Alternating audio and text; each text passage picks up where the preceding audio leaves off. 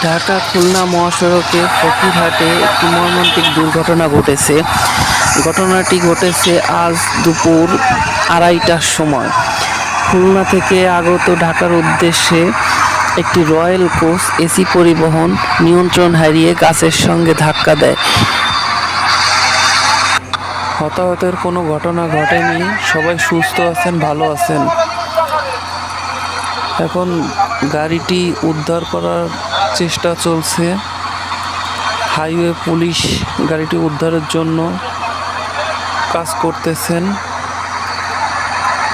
দুই প্রান্তে গাড়ি চলাচল বন্ধ হয়ে যাওয়ার কারণে দীর্ঘ লাইন হয়েছে, গাড়ি একটা জ্যাম পড়েছে।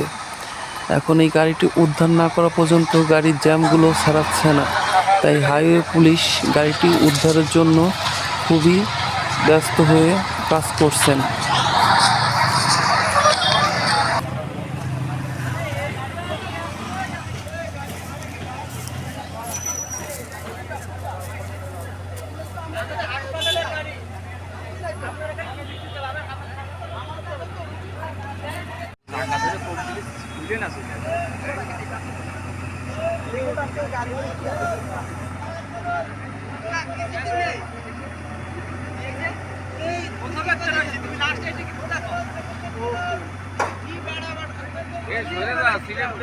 বাড়ি লাগবে